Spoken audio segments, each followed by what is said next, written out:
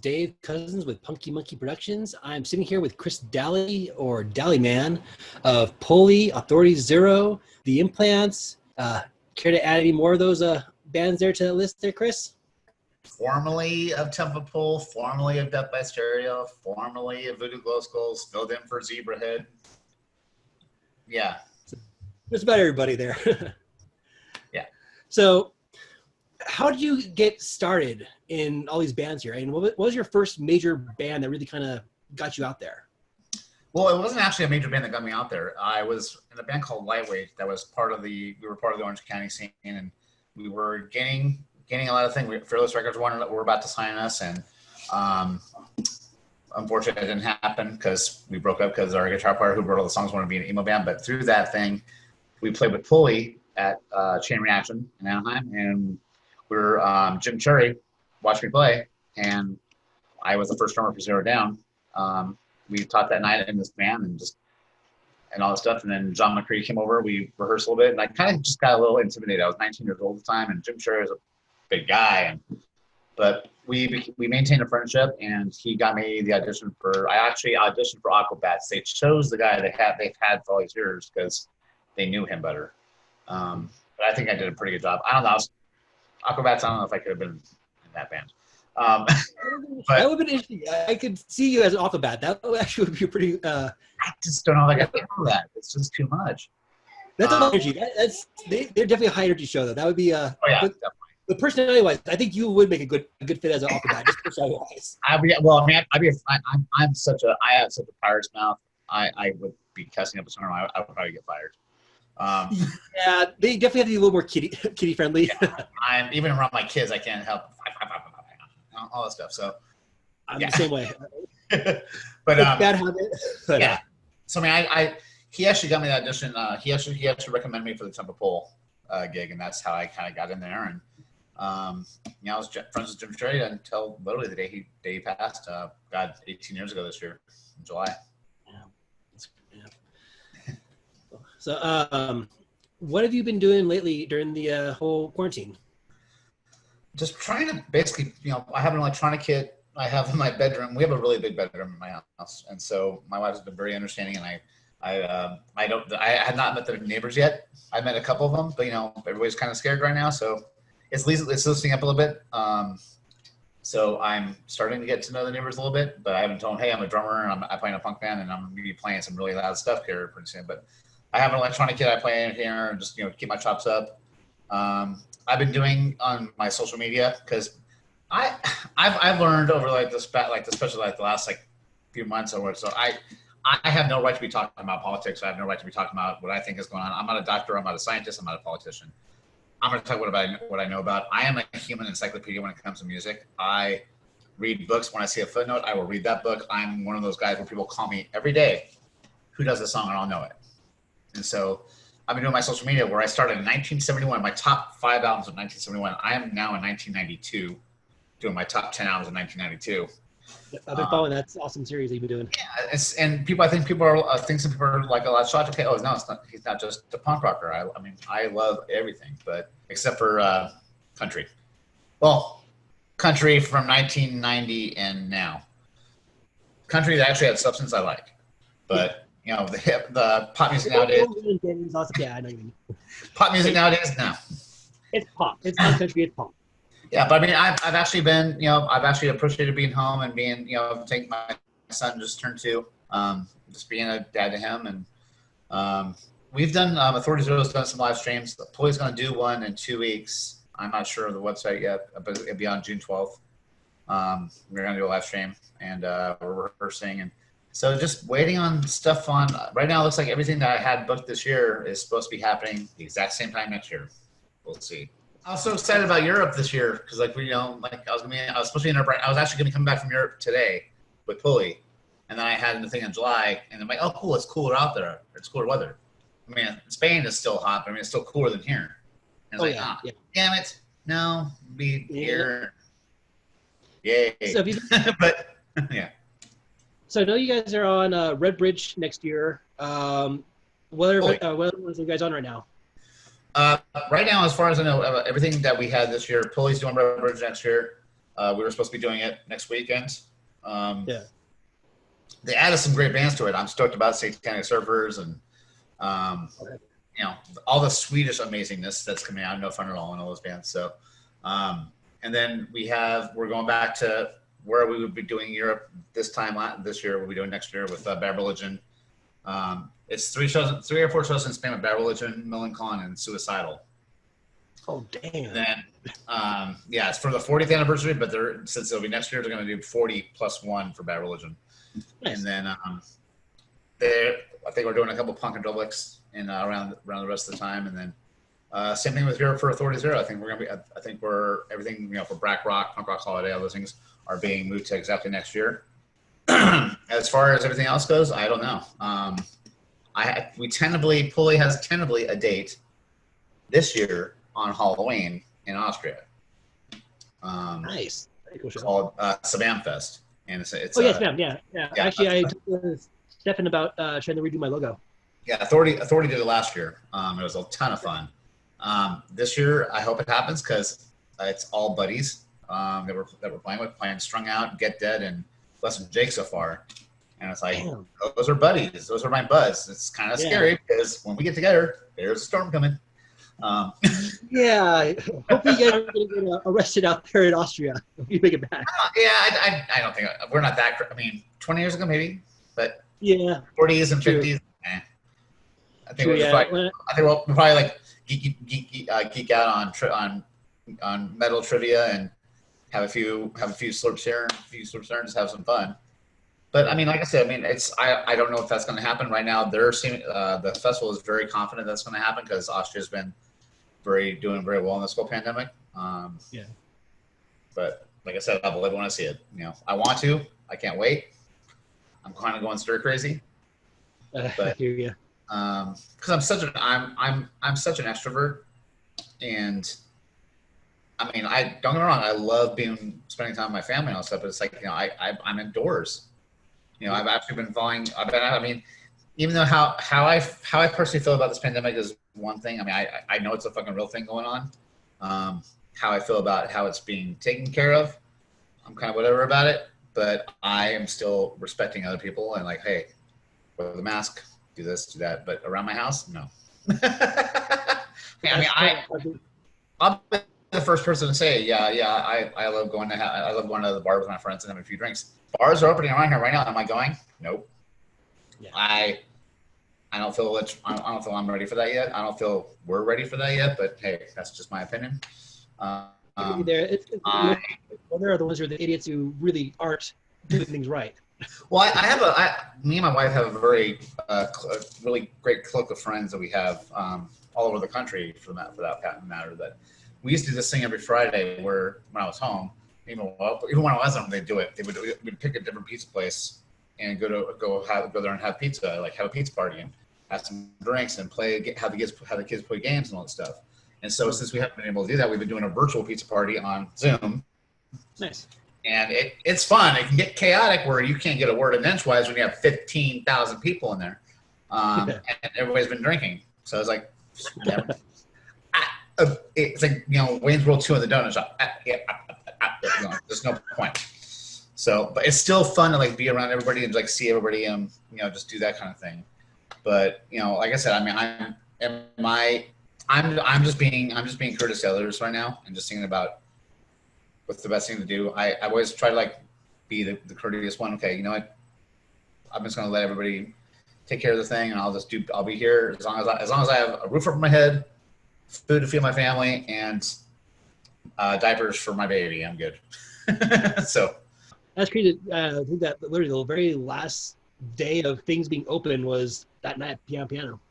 Because after that, everything shut down. Period. Everything, man. We shut down the day before we shut down, before they even instructed us to shut down. Yep. So, but yeah, that was crazy. That was literally my last outing. Was that night at Piano with you?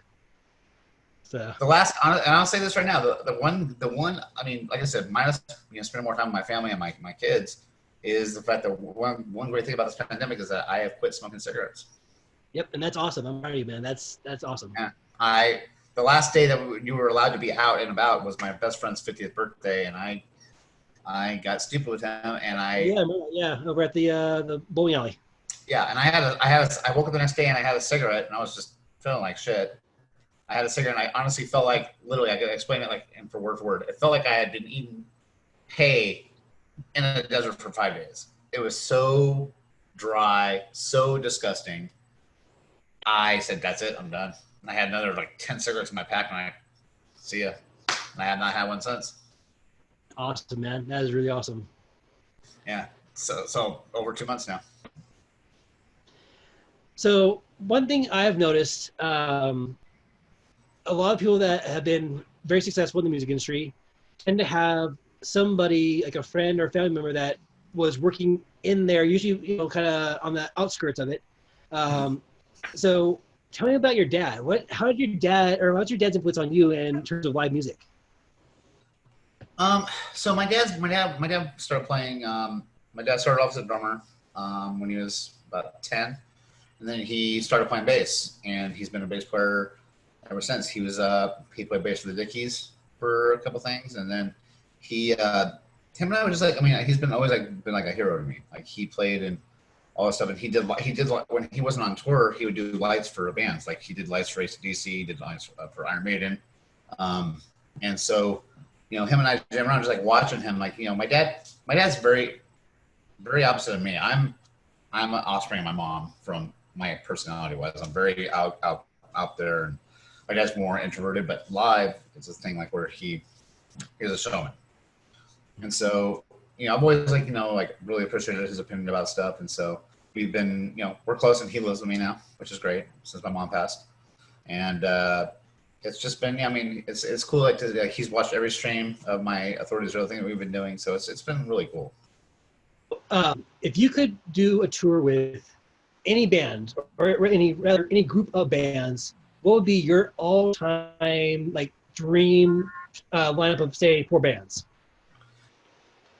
Well, that's tough because I've been fortunate enough to do a lot of tours. I mean, I've toured with Pennywise, I've toured with Strung Out, Les and Jake are like I'm talking like bands that I just really had a kinship with. Bowling for Soup, I just met them for the first time last October with Les and Victor, and I wasn't really too familiar with them. I knew of them obviously because they were huge, and they are huge, but they just welcome me. I actually just FaceTimed the singer Jarrett last week. And like we're buds. Everybody's just so cool in that band. So I mean, it's not about. I would say let's put together a festival, Dalley Fest, whatever they want to call it. It'd be, let's see. I don't want to somebody get in trouble. Chaser. So I mean, you want to have the camaraderie. So Chaser, I'd say Get Dead. Bowling for Soup, Les and Jake, Lagwagon, Strung Out, Pennywise, and hey, for good measure, because I think they're amazing, and I think they're gonna get bigger and bigger as time goes on. Bad Cop, Bad Cop. Yes, absolutely. Their new album is incredible. And I'm good friends. Me and Lynn have become very good friends for the last couple of years, and we house party all the time on Facebook, on our phones, and all that stuff, and so. She sent me a couple of songs that she wrote and sang on for the first time ever, and Bad Cop, and it's killer. So I would say those would be the bands. Add Face to Face and Gutterbox to that. That's true, yeah. Face to Face would be incredible too, and Gutterbox too.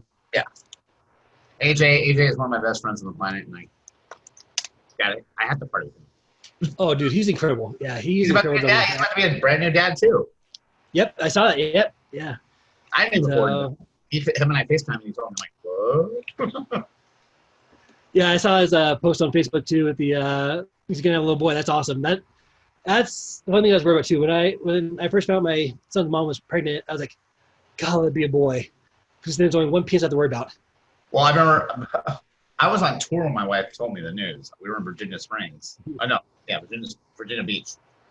And she FaceTimed me, and Jason goes, God, I hope you have a boy. I'm like, why? I said, dude, you got a girl, man. You better buy a bunch of turtlenecks and guns. Yep. Right, yeah. Pretty much.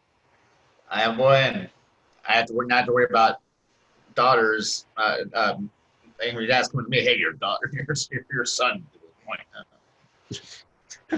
Oh god, yeah. I'll be on the receiving end now. So.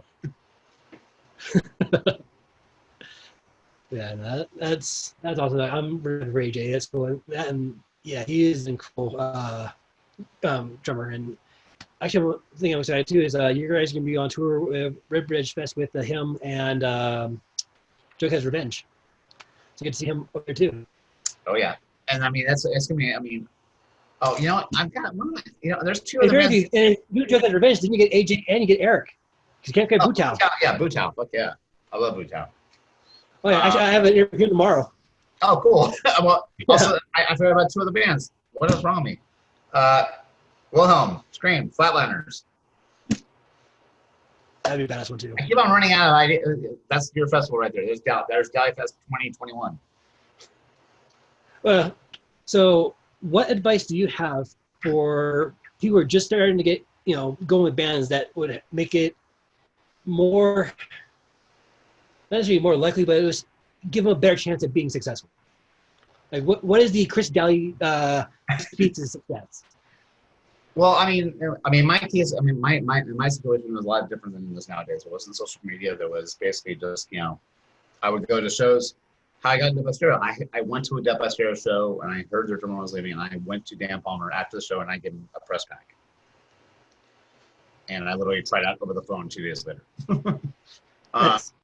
But as far as like trying out, it's not trying out, but as far as like trying to see this, like honestly, you can't be, you have to keep on pushing. I mean, just because like you're not making money hand over fist doesn't mean you're not going to eventually. You have to persevere through any hardships, anything like that. You have to make sure that everybody's on the same page. I think the main thing, especially in touring, a lot of bands that got signed, like I know a lot of bands that got signed and broke up on their first tour because they didn't know how to handle each other's personality on tour. You're dealing with 4 to 5 different people, depends on who's in the band. And you have to know what they're, when they're up, when they're down, when they're kind of like whatever. I've always had that kind of thing. Okay, I see what kind of mood they're in. I'm gonna just leave them alone. I'll let you come up and talk to me when you're ready. That was one thing. It's part of life. I mean, people are not gonna be in the greatest moods all the time. When it comes to fans, especially, I'll say this for now: leave your shit at the back front door. A fan, it pays money to see you play. They make your salary. I don't care what mood you're in. If you treat a fan like a jerk, chances are they're not going to ever come and see you again. We did Red Bridge Fest last year, Authority. My mom had died 2 days prior to that. And did I want to really go around and talk to people? No, not really. I was kind of, and funnily enough, Mike, bass player, his mom died 6 days before mine did. So, we were dealing with a lot of stuff. I mean, it was some heavy baggage we were going out there with. And like I said, promoter of the bands, you have to basically understand, like, people are coming to see you. I would hate to meet my favorite band and have them be complete dicks to me. Luckily, my favorite band, Pennywise, I met them when I was 19. I called them information and got Byron's number. And he was the coolest guy. We talked for 45 minutes. And he invited me to his practice. He and my whole band was practice.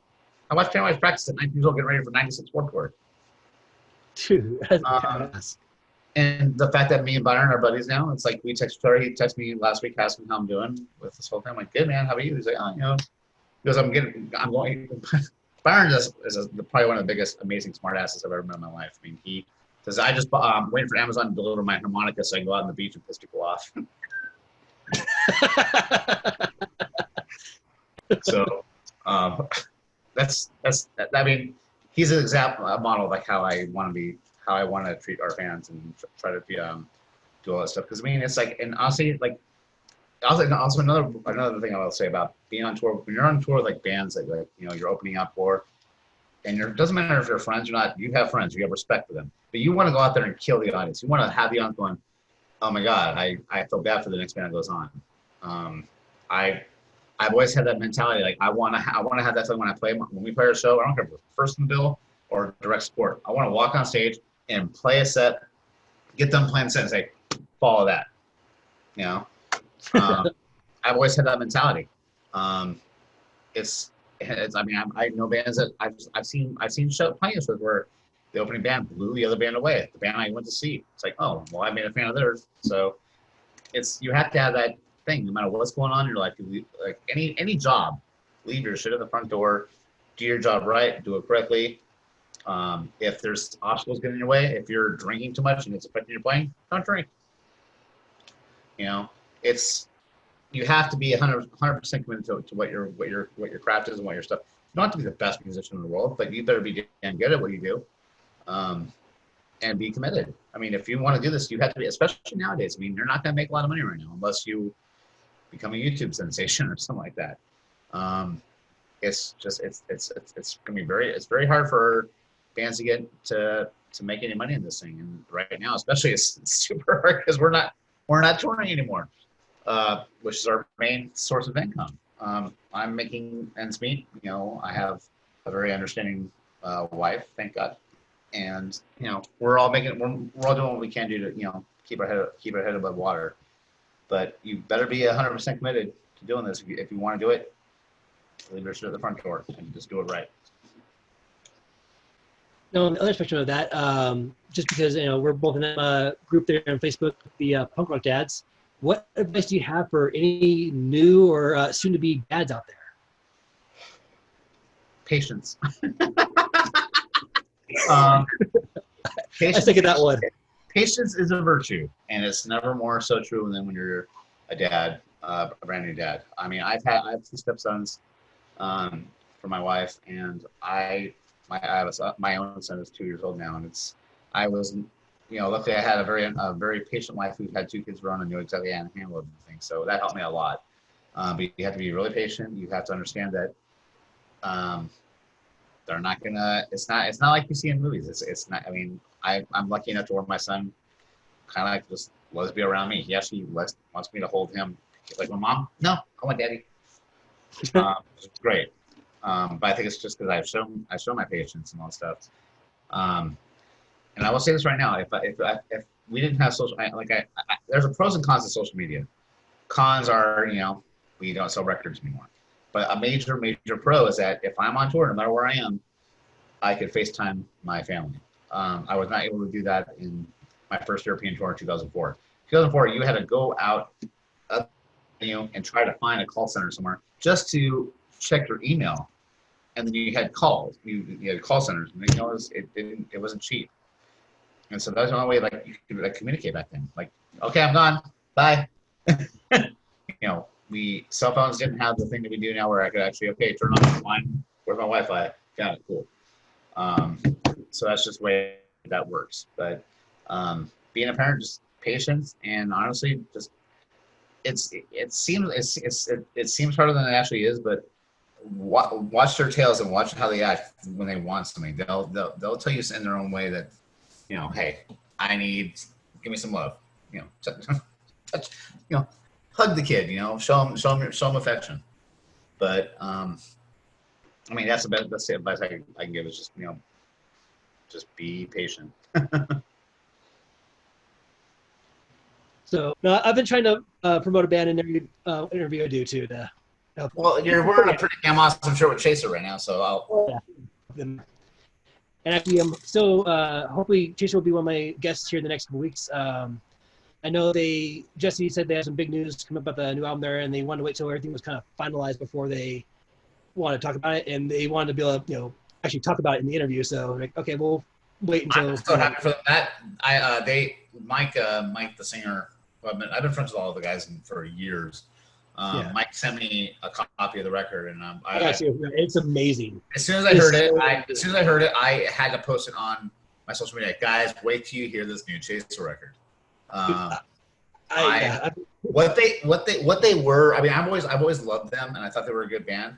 They never blew me away back in the day, but when they got back together and they put out the last record and this record, I'm like, I don't know what happened, but you guys are now on the echelon of amazingness right now. I don't know what I think Mike's voice is so strong now.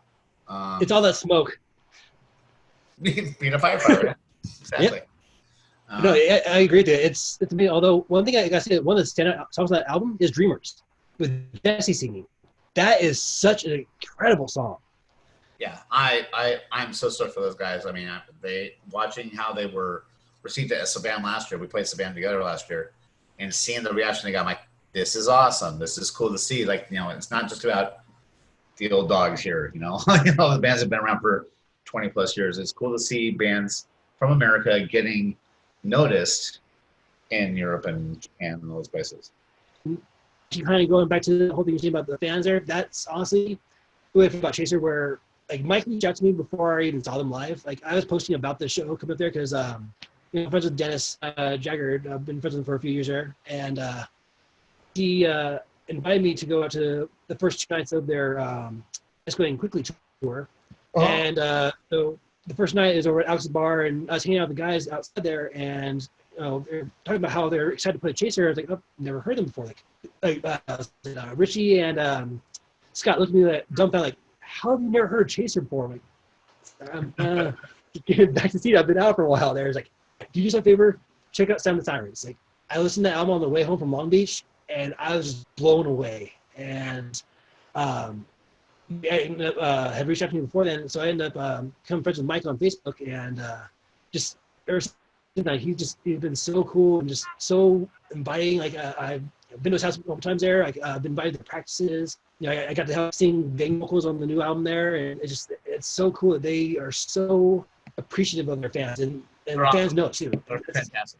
Yeah, I mean, the cool thing about this was, like, I remember last January, my family and I went to Big Bear for the weekend. We rented a cabin, and we were there the first night and it was good. And the next day, our power went out in the cabin, and we were fucked. Like shit. And so the people that owned the back cabin came out and tried to fix it. They didn't know what was going on. So I'm like, okay, so I guess we have to leave. We have nowhere to go. Everything else is sold out. And it was snowing like crazy.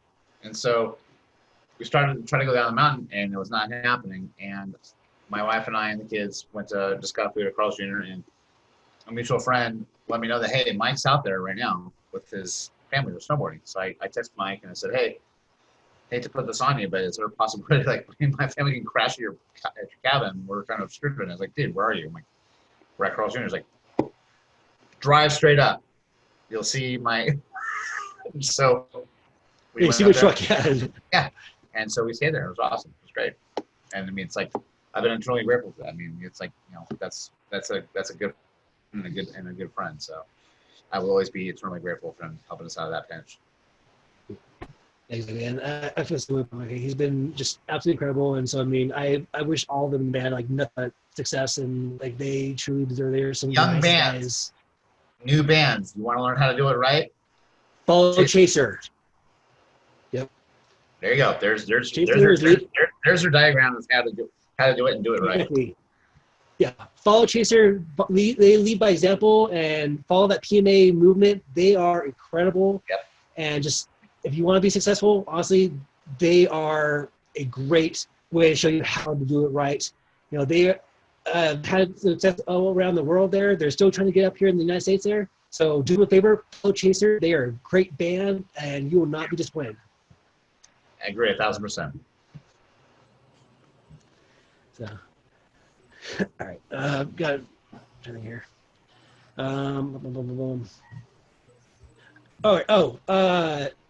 Are there any albums that your bands are working on right now that are getting ready to be released? I know that Pulley was doing that acoustic thing there. Are you doing that now, or is it just going to be? It was just an acoustic session, like a thing that we've been doing. That Mike and Scott have been doing. They're just like stuff just to keep people happy. We're writing songs. Implants is writing songs too, and Authority's starting to put ideas back and forth. This year is kind of a weird year for Authority because our main guitar player Dan took a year off. We gave him a year off to concentrate on his acting thing, which that kind of obviously is not working out. So yeah, that kind of sucks. Bad timing for that too. Yeah. So I mean, Mike and Jason have been sending me stuff, and I've just been listening to them. And Mike, Scott, and I have 4 songs done from Pulley. Like before basically like just rough ideas. and then implants have about 3. So it's a slow process right now, just because we can't get together and it's just hard. But we're trying to do what we can with what we have, you know. So just waiting. It's a waiting game. Well, hopefully 2021, you guys are going to be coming back bigger than ever and do some huge show there. I would love it. Yeah. Well, is there anything you want to say to your fans out there as a final message? Honestly, just thanks for supporting. Support all the bands that you can right now through, Bandcamp or whatever like that, or buy merch, or help out the road crews and all that stuff. Stay safe. Take care of each other. Even if you're not for the whole mask thing, wear a mask. Have just respect for other people, and just always honestly, right. If there's a time for anybody to be respectful of others right now, this is the time. And just keep on rocking and wait till they open up the music. It's gonna be a big whirlwind of amazingness, and I cannot wait to go out there and play for everybody again and kick some ass. And where are the best places where people can find your merchandise at? Right now, for Pulley, just go to The social store? All of our Pulley Matters Instagram has the link to all of our merch and all that stuff. Authority Zero Music and Implants Band. All that on Instagram, and also look us up on we're also on Facebook and all that stuff. So just you can get all the links to all of our merch there. All right, Chris, well, I want to thank you very, very much for talking with me today. Thank you, I look forward to seeing you soon. Awesome, brother. Everybody, take care. All right, bye-bye. Bye-bye.